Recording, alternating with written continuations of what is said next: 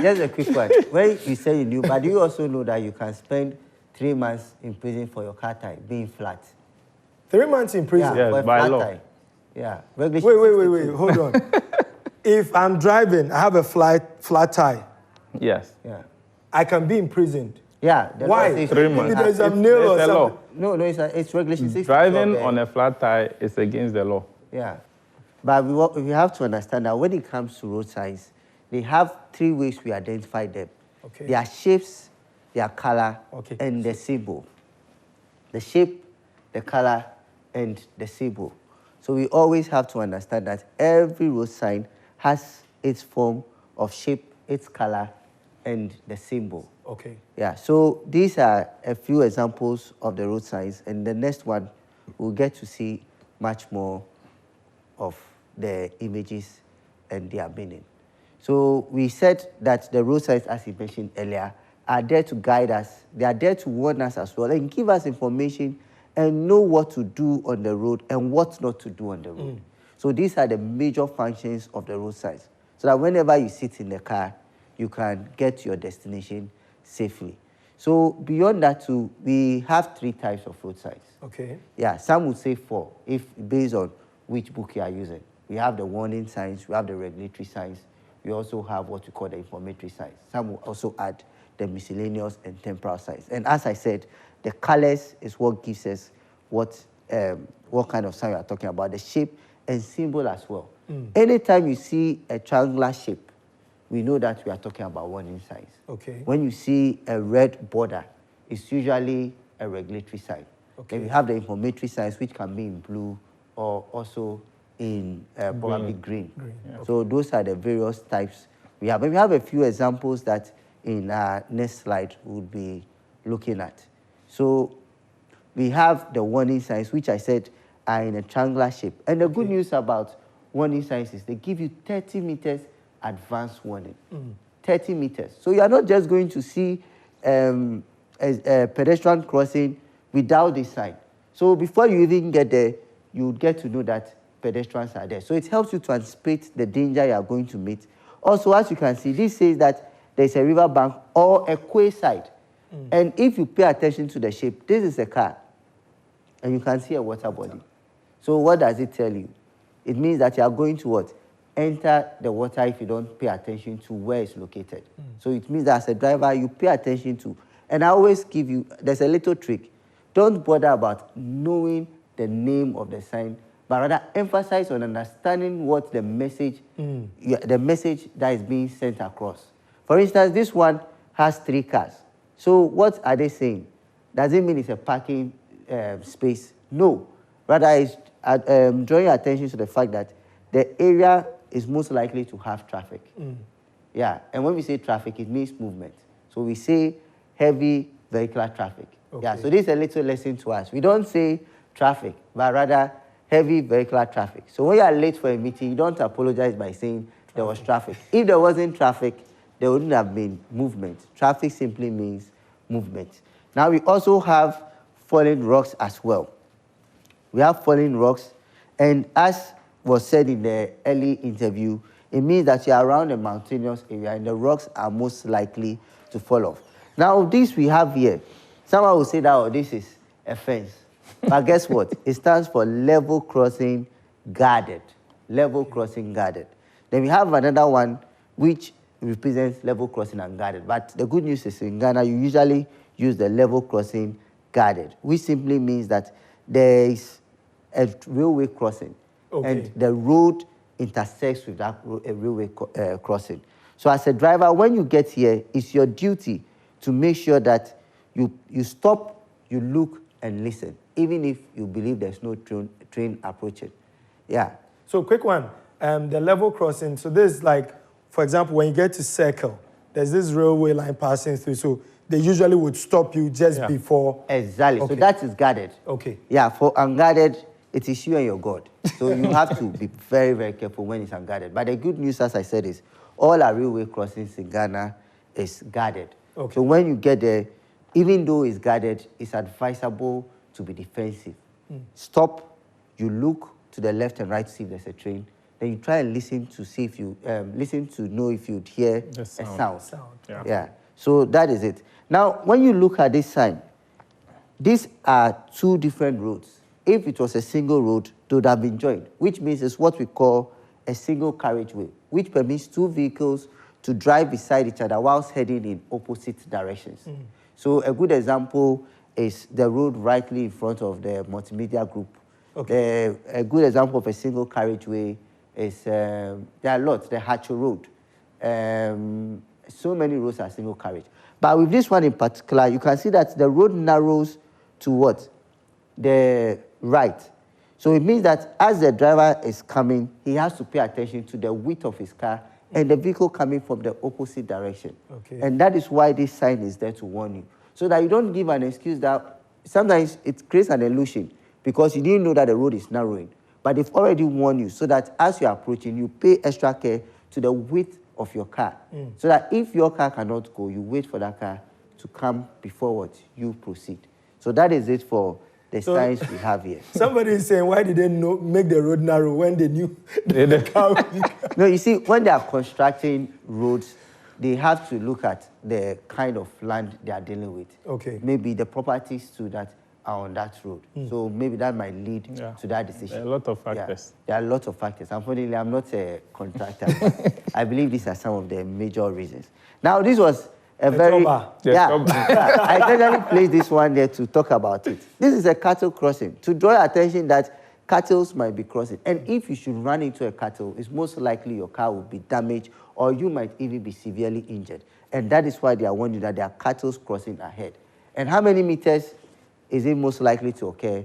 30 meters ahead. Remember that warning signs give you 30 meters advance warning to the hazard ahead of you. So this is also the roundabout that someone said is a mosquito coil. That is another, and that was a commercial vehicle driver. Wow. So we should always pay attention to these signs ourselves.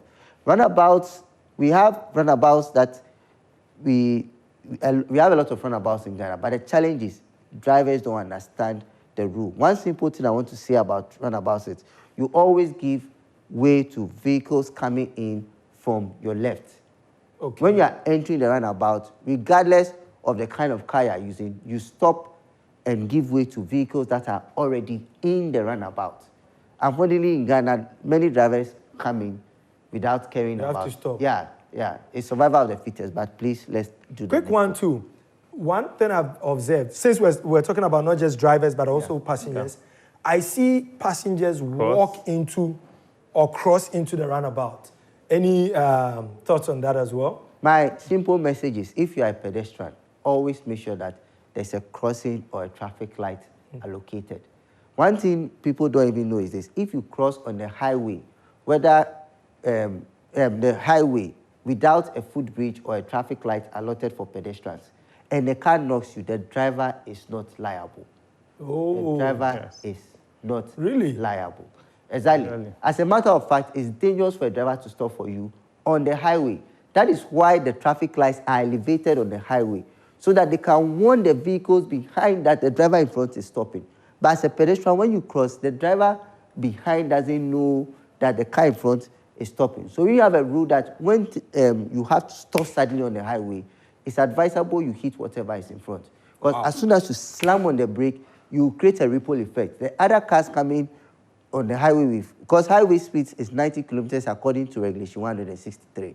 So if someone is going 90 on the highway and he just slams on the brake, just imagine the impact. And that is why you don't cross on the highway just like that. So this is like we're talking about the motorway Exactly. and all that. Because I think last week there was an issue that happened where a car knocked a lady. Yeah. And I heard the Okada guys block the road because they were not happy. But then the question was, why was she crossing on the motorway? The motorway, exactly. For the motorway, it has a lot of rules. Unfortunately, we don't even discuss that in Ghana, but the motorway has so many. You don't park on the motorway or by the motorway. No U-turns. That, like, the motorway has to Go be on and on. We're building on the motorway. It's left for us to build. So please, if you're watching the show, you're a pedestrian, keep in mind, crossing on the motorway, ideally you should not even do it. But we know how things go. We've built there. So if you are crossing on the motorway, on any road, you should be careful. But motorways especially, you should be extra careful because what we are learning is that if a driver knocks you on the motorway, he's not liable. Yes, please. This is very interesting. Okay, Yeah. Let's carry on. Yeah, so we have a lot of signs, as I've said, as drivers. And we have the regulatory signs. These are very simple. Anytime you see that they've cancelled something, there's a line that has been has crossed whatever is in the image. They're just telling you, don't do it. And guess what? All regulatory signs, whether mandatory or prohibitory, come with punishments. For these ones, if this sign is there, and now I choose to take the left, probably because there's a very good chopper at the left, I'll be arrested. All these signs here, like, for instance, no parking, it means that you can actually drop and pick up someone.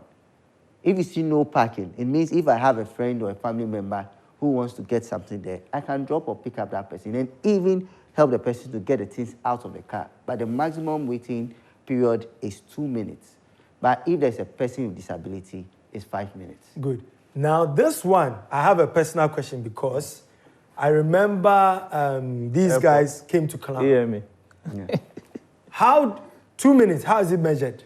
For that one, he is a You and your God. Because these guys are not even stationed there. Yeah. They are just driving by and then they just get it. Generally, they use general understanding and knowledge because mostly for, like the airport, for example, every time you get to the airport, you are going to face, you see these people having interactions with other people. So in that space, when you get there, it's a matter of someone getting down, offloading, and moving. So when they come and your vehicle is static, there's no one coming out, there's no offloading going on or anything whatsoever, you are assumed to be parked. Interesting. So that is the way they approach it. Another question that came when we were discussing this whole issue last week was, okay, these guys will come and clamp you. You are only supposed to be there for 2 minutes. So somebody is driving, there's an important call. Where do I stop? Yeah, that is one challenge we have. Yeah, that is a question. That is a multi-million-dollar question. But usually, if you are in a filling station, you can park not in, but where the shops are. Yeah, where the shops are, you can park in front of their mats to make a call. The hotels and other institutions. But it's not every part of the road that you park, especially on a single carriage road. And just to add to what he's saying, you have an important call, but I'm not sure there's any such call as important as your life. And all these smartphones that we have the driving modes on it. Okay. So this is there to regulate the calls that are coming through whenever you are driving. So when you are driving and your phone is on drive mode, definitely when a call is coming through, you will not even hear the sound of it till you get to your destination. So if these are things that we actually have them, but using it is very difficult, considering we have to do a lot of things within a short space of everybody is trying to move around and get things done. But I feel that when you have to make such a call that is going to take so much of your time, it will be prudent we place our lives first and make sure that we get to the appropriate bus stop or wherever parking lot before we engage whoever is trying to reach us. Okay.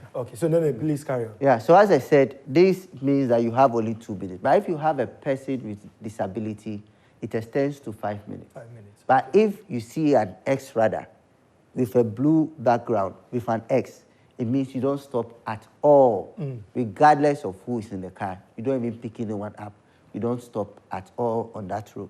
Then this tells you that the maximum speed you can go is 70 kilometers per hour. Yeah, but we should know that every road has a speed limit. So regardless of a sign being there or not, you should know the limits. For instance, if you're in an urban area, the speed limit, according to law, that is regulation 163 of the LI 2180, is 50 kilometers per hour. And the speed limit for the urban area, that is where there are schools and markets, hospitals, or built-up areas, is 30 kilometers per hour. 30 kilometers per hour. Then, with speed limits, sorry, it's one of the things I was flagged to. People say, okay, that's the speed you have to go, or that's the maximum. So that means, ideally, you should be doing under that speed limit. Yeah. Okay. So when we say maximum 70, you can get to 70 itself, but it's very dangerous because of calibration. Yeah, your speedometer might be saying 70, but his speed gun might say 75. So it's better you go a little below the 70 If you go 69, it's fine. 50 is fine. But usually going like 30, 40 with 70 also makes you a hazard. It's dangerous going fast as it is going very slow. True. So in between is fair. I usually give a rule that 2/3 of the speed limit is fine, but you shouldn't go below 2/3 the speed limit because you then become a hazard. So that's it. Then we have also, you see, these are the signs that sometimes we have to pay attention to if you are having a commercial vehicle. If you have a truck, you have a goods carrying vehicle, you should always pay attention to these ones. When you see an arrow pointing to the sides, then it's referring to the width of your car. But if the arrow points from the top and the bottom, then it's the height of your vehicle. And for this one, it says that your car shouldn't weigh more than 2.5 tons. Now, why would they be bothered about your weight of the car? Because of bridges. Because of bridges. And have you realized that on the motorway, when going to Tema from Accra, you realize that the motorway has a better pattern, or the road is smoother than returning from Tema to Accra. That is because of the vehicle's weight limit.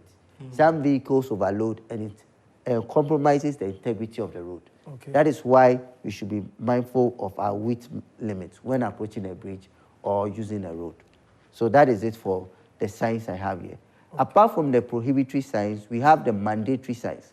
This one is simply saying that if you don't do it, you'll be arrested. Yeah. For instance, we have a lot here. This is a compulsory runabout.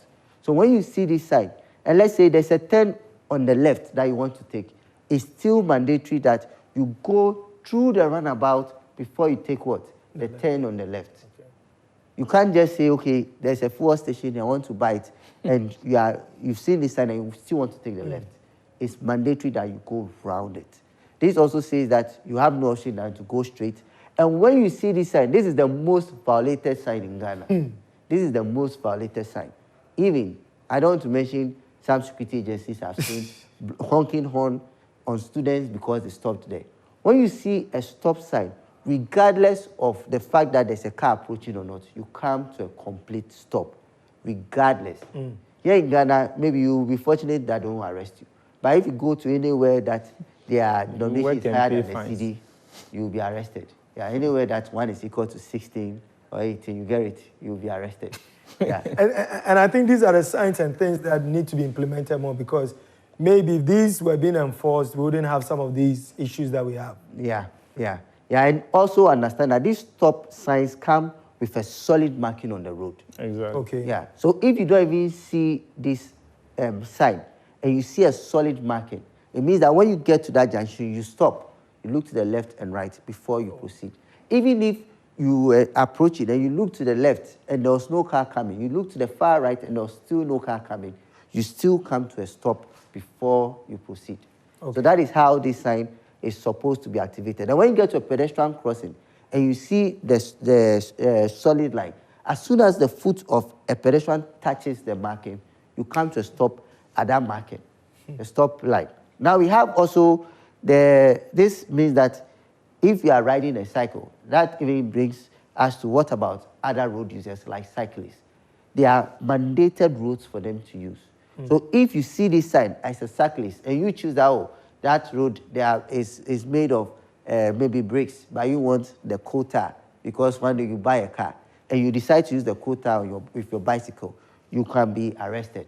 Yeah. Here in Ghana, if they arrest you, you complain that why did they arrest you, but you'll be arrested. What about a situation where the part of the road that's dedicated to cyclists and other two-cycle? You see vehicles. You already have vendors doing their own business there. What happens? Yes, even with that, I think that we all have a role to play. We have the AMA task force and all that going through town, try to get the hawkers off the street and all that. And this is because, aside the fact that it is some of these places are located for cyclists, some are actually escape routes for other vehicular movement. So if a driver fails brake, where is he supposed to escape from? Exactly. And now we have hawkers all over. So sometimes when we are attacking the task force for pushing people off the streets and all that. We understand that they are there to make ends meet, but let's all encourage the attitude of doing it the right way. Yes. Because wherever you are, aside placing yourself at risk, you are placing other people at risk, because there will people will definitely come to you to buy from you. And if the unfortunate incident happens, it is going to wipe out a number of people or even cause a lot of injuries. So I think that it is a general approach that we all have to focus on and make sure that if we have people around us that are hawkers or that are selling by the roadside, they should be mindful of where they situate their products to sell them. Okay. I equally agree. If we can go back and wrap up. So we can move to the next slide so that we talk about the informatory signs. Yeah, so this sign just gives us directions and lets us know what facilities are available. Maybe this is my first time using the road, and I'm going to Sakaman. Now, I don't know which road leads to Sakaman, but funnily, there's an informatory sign that tells me that if I take the right, I'm going to Sakaman. If I go straight up ahead, I'm going to Kwashiman. And if I take the left, I'm going to Malam. Now, we have so many of those signs, but I want to talk about the one below here. When you see any red marking like this, it's just telling you that that road is closed. So this tells you that you can't go straight ahead. Usually you see that they write no thoroughfare or no thoroughfare. And also this tells you about a resting place, which can be a hotel or a lodge. Then this tells you that the road at the left is what is closed. So you don't even have to bother to go through that road. And when they are constructing the road, usually they use such signs, which we also, in the next slide, will see, which we call them the miscellaneous signs. My producer said I should ask you if there are no thoroughfare, if they do that in Ghana. Oh, maybe. Just go. Maybe. I've not seen it though, but no, yeah, I've seen it. I've seen it before. I remember I saw it once. Okay. I saw it once. Yes. And I think that just as it is important for us to educate people about knowing and understanding these things, and making it available is also a role that, and all of us have to pay attention to some of our people, excuse me to say, the scrap dealers. Sometimes you find the road signs mounted, the next day it is gone. Exactly, and if it is not visible, how is it going to inform and guide us? So we all have a role to play. If you are in a vicinity where you see someone tampering with these properties, it is very, very crucial. And there are some places that we have bushes that have outgrown our road sign, and it makes it very difficult for road users to see them. Already, we've mentioned most of the advantages of it. And if it is not there to be seen, or if it's not even available at all, then it means that the ripple effect is that the road accidents and all these things we are trying to talk about and prevent or even minimize will be very difficult for us all. Yeah, so to conclude, these are miscellaneous signs and temporal signs. These are the signs that are supposed to be there when they are having maybe a project, road construction and the rest. To let you know that usually these are the ones we see. They're road closed. And road work. Yeah, road works. Diversion. Yeah. First, you used to see men at work, but now it's road works. Yeah.